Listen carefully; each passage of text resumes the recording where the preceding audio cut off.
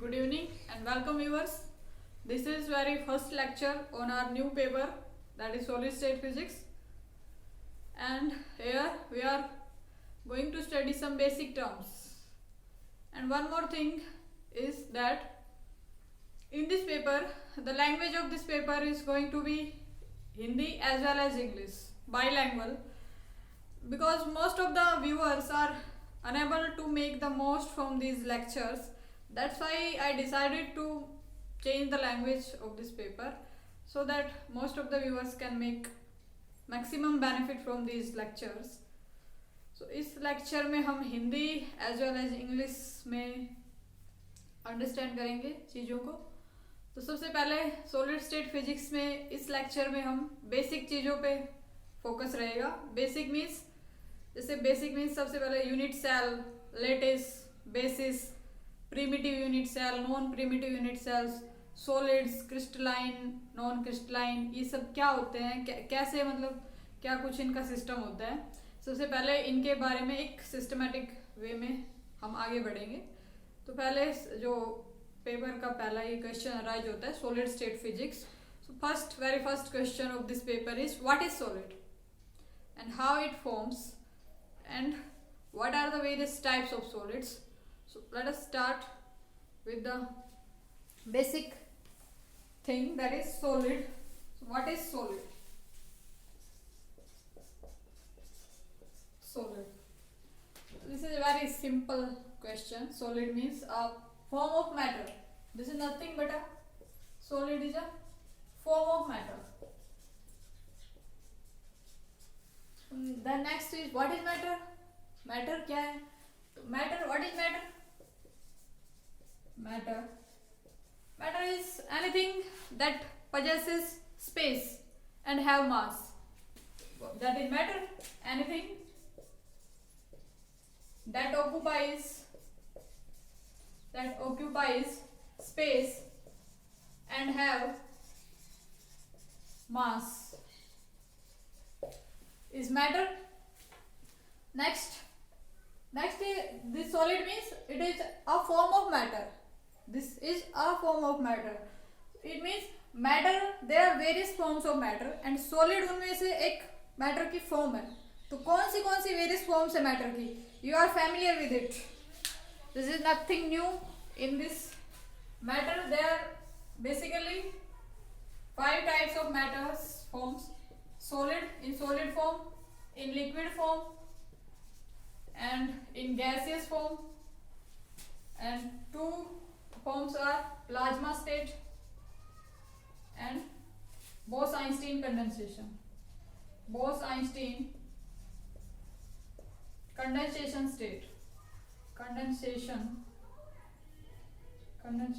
state.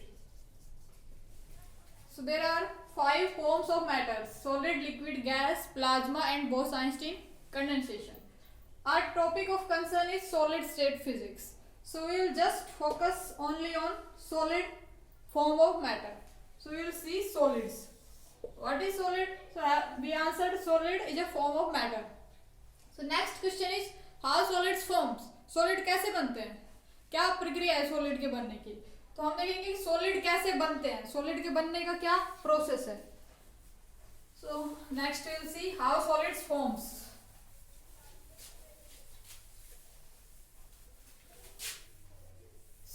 How solids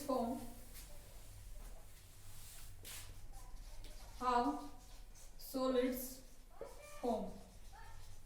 कैसे बनते हैं solids? तो क्या होता है कि लिक्विड जो स्टेट में कोई चीज होती है, इसका अगर हम टेम्परेचर डिक्रीज करें या फिर कहीं कूल कर दें, इसको कंडेंस करें, तो जो स्टेट मिलेगी वो हमें सॉलिड स्टेट मिलेगी.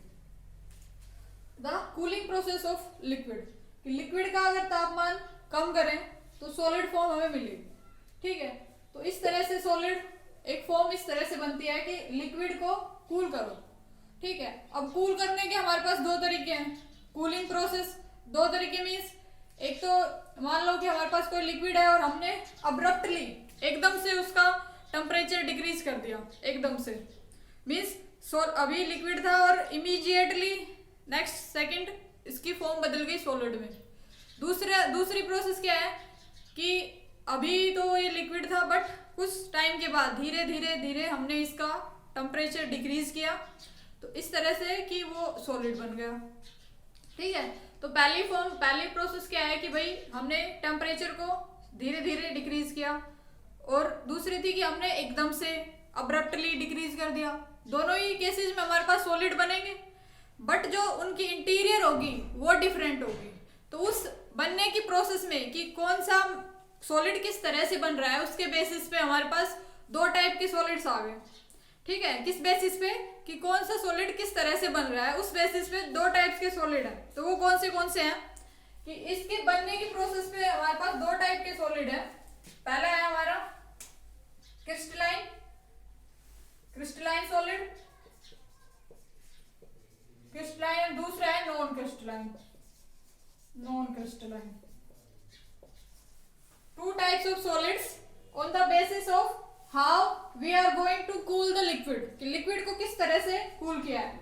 और इस कूलिंग की प्रोसेस में क्या होता है कि एनर्जी रिलीज होती है, इस प्रोसेस में एनर्जी रिलीज होती है, और ये एनर्जी अगर हमने कम समय दिया है उसको, एकदम से उसकी स्टेट में चेंज आया है, तो उस केस में क्या होगा कि एनर्जी थोड़ी रिलीज होगी। और अगर उसने अपना आराम से धीरे धीरे कूल होके सॉलिड में आई है, तो उसने ज्यादा एनर्जी रिलीज की होगी। तो हम कह सकते हैं ना कि यहाँ से कि जो क्रिस्टलाइन सॉलिड की फॉर्मेशन होती है, तो जो एनर्जी रिलीज होती है वो कैसी होती है, मैक्सिमम होती है। Energy release is maximum energy release. और इसमें मिनिमम एनर्जी रिलीज, क्या कहेगी, लो एनर्जी रिलीज्ड।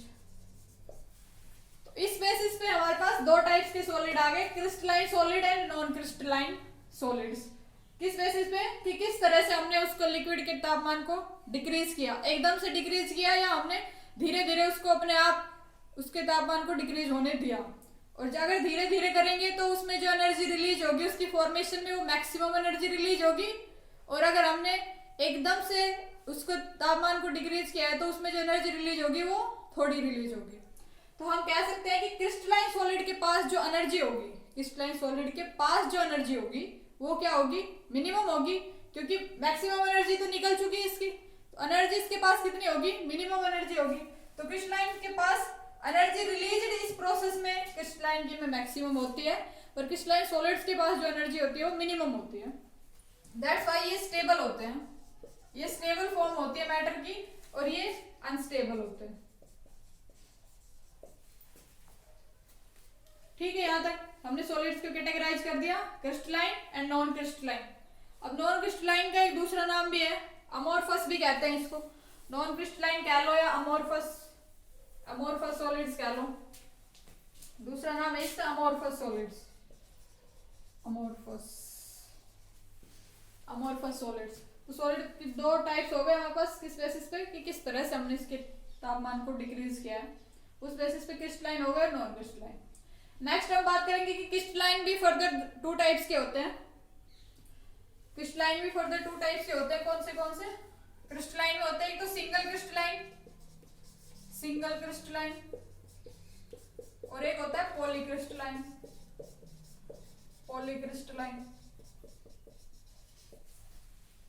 तो क्या डिफरेंस होता है सिंगल क्रिस्टलाइन में और पॉलीक्रिस्टलाइन में।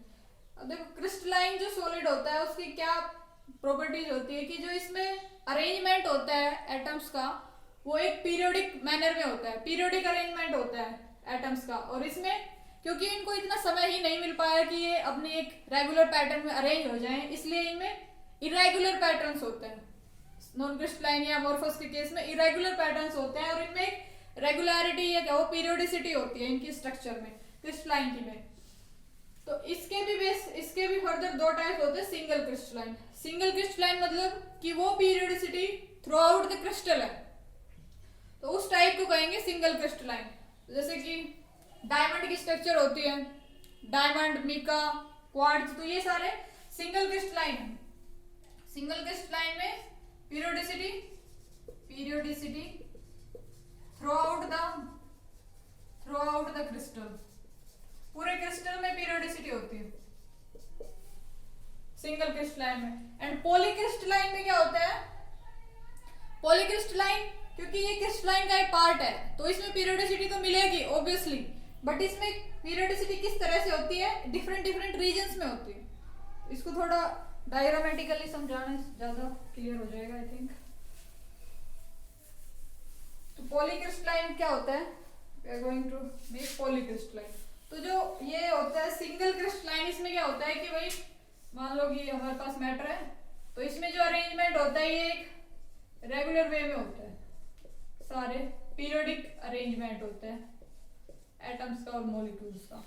तो ये हो गया सिंगल क्रिस्टलाइन। और पॉलीक्रिस्टलाइन के केस में क्या होता है, ये तो हमने किसका बनाया है, सिंगल क्रिस्टलाइन का। ओके, पॉलीक्रिस्टलाइन का किस तरीके से होता है, पॉलीक्रिस्टलाइन में हम मैटर है तो उसमें क्या होता है कि थोड़े थोड़े रीजन में एक पीरियोडिसिटी होती है, थोड़े रीजन में दूसरी टाइप की, थोड़े रीजन में तीसरी टाइप की होती, तो सारे में पीरियोडिसिटी है। मान लो इस रीजन में इस तरह से रीजन्स उसके अंदर खुद से ही बने होते हैं कि इसमें सारे एक इस तरीके से अरेंज है, इसमें कुछ इस तरीके से अरेंज है, इसमें कुछ इस तरीके से अरेंज है, इस तरह से। तो जो इस तरह की स्ट्रक्चर होती है वो पॉलीक्रिस्टलाइन स्ट्रक्चर कहलाती है। और जो ये स्ट्रक्चर्स होती है इनमें जो पीरियोडिसिटी है ग्रेन्स होते हैं, ग्रेन्स। और जो ये बाउंड्री है इसको बोलते हैं ग्रेन बाउंड्री, ग्रेन बाउंड्रीज। इस तरह के जो मटेरियल होते हैं पॉलीक्रिस्टलाइन। अब इस पॉलीक्रिस्टलाइन को विजुअलाइज कर सकते हैं, जैसे कि एग्जांपल फॉर एग्जांपल अनार जो होता है, अनार की जो इंटीरियर स्ट्रक्चर होती है उसमें क्या होता है कि छोटे छोटे अलग अलग रीजन्स में वो जो सारे उसके अनार के जो दाने होते हैं वो एक मैनर्ड और पीरियोडिक फॉर्म में अरेंज होते हैं, पर एक शेप में अलग तरह से होते हैं। उसके ऊपर वो एक छिलका सा उसका होता है और उसके बाद एक और अनदर फॉर्म स्टार्ट हो जाती है। तो उससे आप इस तरह से कंपेयर कर सकते हो कि वो जो एक प्रकार का जो अरेंजमेंट है वो ग्रेन्स है और जो वो उसकी अगली लेयर स्टार्ट हो गई जहां से वो ग्रेन बाउंड्री है। बट पीरियोडिसिटी तो पूरे में होती है क्योंकि सारे वेल पैक्ड और एक पैटर्न में अरेंज्ड है। That type of materials are polycrystalline materials. This is all about the materials. We have solid two types of solid, crystalline and non-crystalline. In case of crystalline, this is stable crystal because इसकी formation में maximum energy release हो चुकी, तो इसके पास कम energy बची, इसलिए ये lower the energy greater the stability, तो ये ग्रेटर स्टेबल है। दैट्स वाई जो नेचर में मोस्ट ऑफ द एलिमेंट्स होते हैं वो क्रिस्टलाइन फॉर्म में रहना प्रीफर करते हैं, उसी में पाए जाते हैं मोस्ट ऑफ द एलिमेंट्स। तो ये स्टेबल फॉर्म है। और इसके बाद इसके भी दो टाइप्स होते हैं, single crystalline and polycrystalline. Polycrystalline में ये इस तरह का अरेंजमेंट होता है, ग्रेन्स कहते हैं, और जो बाउंड्रीज होती है वो ग्रेन बाउंड्रीज होती है। तो इस टाइप के हमारे पास सॉलिड की फॉर्म हो गई। नेक्स्ट हम बात करते हैं लेटिस पे। लेटिस जो एक बेसिक कंसेप्ट है सॉलिड स्टेट फिजिक्स का, इसको लेटिस क्यों कहते हैं। एक क्वेश्चन और है कि जो सॉलिड स्टेट फिजिक्स है इसको कंडेंस्ड मैटर फिजिक्स भी बोलते हैं। कंडेंस्ड मैटर फिजिक्स क्यों, क्योंकि सिंपल है यहाँ से कि हमने लिक्विड को कंडेंस किया ना, तो मैटर कंडेंस्ड फॉर्म में, कंडेंस करने के बाद ये फॉर्म मिली है। दैट्स व्हाई इसको कंडेंस्ड मैटर फिजिक्स या मटेरियल साइंस, क्योंकि मैटर्स के बारे में हम यहाँ पे बात कर रहे हैं, तो ये इसके डिफरेंट नाम्स है। तो ये सॉलिड स्टेट फिजिक्स ये यहाँ तक हो गया इसके सॉलिड्स के टाइप्स एंड फॉर्म्स। नेक्स्ट हम बात करने जा रहे हैं इसकी लेटिस की। लेटिस क्या होता है? Next we are going to talk about lattice. What is lettuce?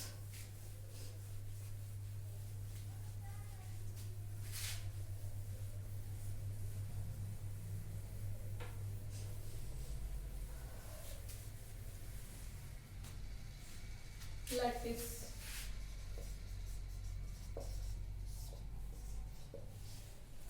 तो जो लैटिस मीन्स होता है कि एक इमेजिनरी पॉइंट्स का फ्रेमवर्क होता है, जाल होता है पॉइंट्स का, सिर्फ और सिर्फ पॉइंट्स का, ठीक है। Imaginary framework of points such that at each point the surrounding is identical, ठीक है। Let me right first the definition. What is lattice? Lattice is imaginary imaginary framework of points in space, imaginary framework of points in space such that at each point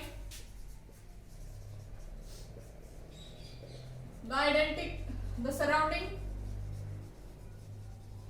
is identical. The surrounding is identical. ठीक है, lattice imaginary points का framework है. जैसे कि हम यहाँ पे बनाने का इमेजिनरी पॉइंट्स ले लिए, मान लो स्पेस में ले लिए इमेजिनरी पॉइंट्स, इनका फ्रेमवर्क है इमेजिनरी पॉइंट्स इन स्पेस.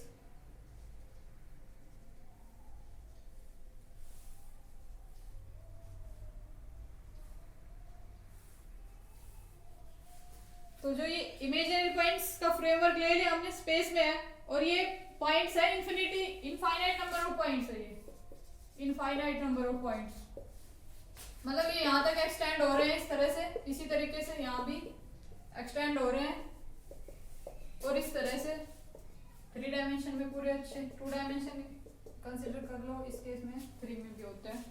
तो इस तरह से एक्सटेंडेड है ये. अब उसके बाद क्या कह रहा है कि हर पॉइंट पे जो उसकी सराउंडिंग है वो आइडेंटिकल है. मतलब मान लो इस पॉइंट पे जो उसकी सराउंडिंग है, सराउंडिंग क्या है कि इससे कुछ इस डिस्टेंस पे एक पॉइंट है, इस थोड़ी सी इससे ज्यादा डिस्टेंस पे एक पॉइंट है, ऊपर एक पॉइंट है, नीचे एक पॉइंट है, लेफ्ट में एक पॉइंट है और इतनी डिस्टेंस पे एक पॉइंट है, यहाँ पे इतनी डिस्टेंस पे एक पॉइंट है और यहाँ पे इतनी डिस्टेंस पे एक पॉइंट है. तो इस पॉइंट के लिए ये सराउंडिंग है. तो अगर हम किसी दूसरे पॉइंट पे चले जाएं यहाँ पे, तो उसकी जो सराउंडिंग है वो भी इसी तरीके से होनी चाहिए. मीन्स उसकी राइट में भी हमें एक पॉइंट मिलना चाहिए, उसके लेफ्ट में भी इतनी डिस्टेंस पे एक पॉइंट मिलना चाहिए, उसके इस डायरेक्शन में भी हमें यहाँ पे एक पॉइंट मिलना चाहिए, यहाँ पे. तो अगर इस तरह की आइडेंटिकल सराउंडिंग है तो हम कहेंगे कि वो लैटिस है हमारे पास. क्लियर? ये एक पॉइंट्स का जाल है. ठीक है, ये पॉइंट्स का जाल है. अब उसके बाद हम देखते हैं कुछ ऐसे लैटिस, देखते हैं कि are you able to distinguish between them, कि वो लैटिस है या नहीं है. ठीक है,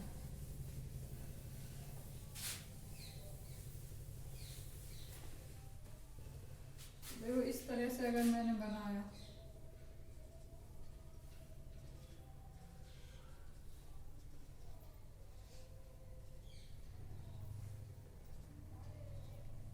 देखिए इस तरह का फ्रेमवर्क बना दिया मैंने, इस तरह एक्सटेंड होगा. ठीक है, और मैं एक इस तरह का फ्रेमवर्क बनाना,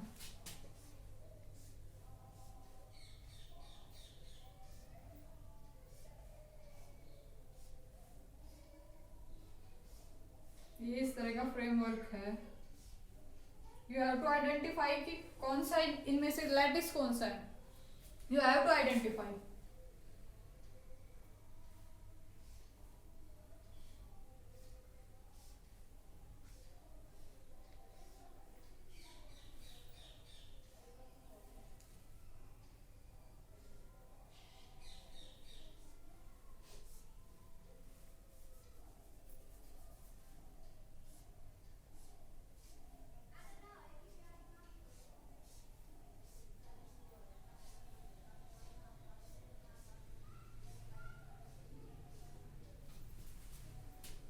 इसमें से ये सिर्फ पॉइंट्स कंसीडर करते हैं. Forget about these joining lines, just focus on these points.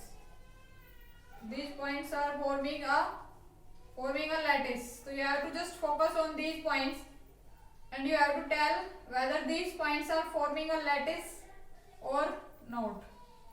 So in order to check whether these points are forms a lattice or not, what qualities you have to find, what thing you will search for, very clearly. So in this manner these points are extended up to infinity. What you have to check whether this is lattice or not. So what qualities you will find कि lattice क्या होता है कि imaginary points का framework. तो ये imaginary points का framework है, ये भी इमेजिनरी पॉइंट्स का फ्रेमवर्क है, स्पेस में है और फैला हुआ है इन्फिनिटी तक, ठीक है, फैला हुआ है।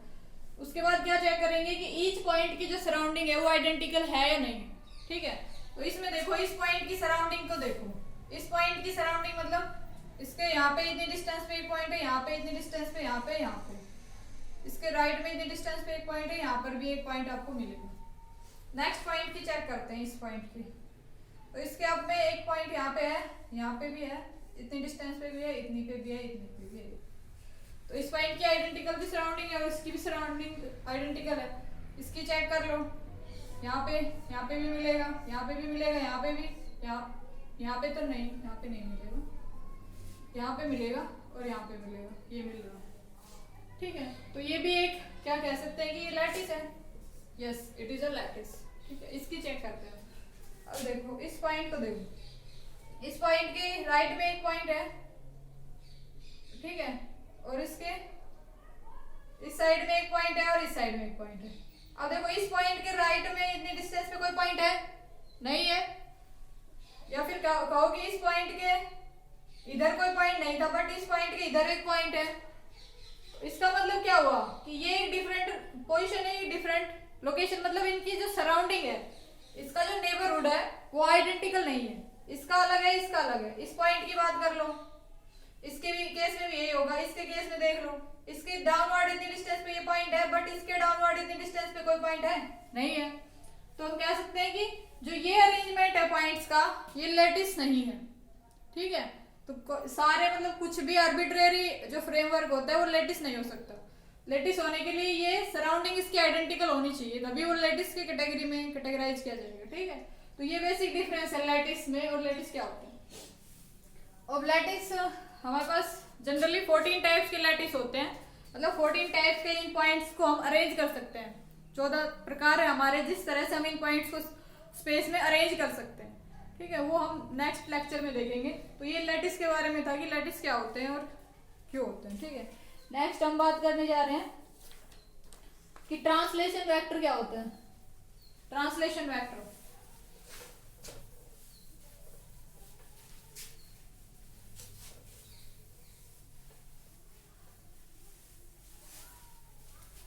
Next is translation vector, next is translation vector. Translation vector generally T से रिप्रेजेंट कर देते हैं। तो ट्रांसलेशन वेक्टर एक तरह का ऑपरेशन होता है, ठीक है, कि अगर हमें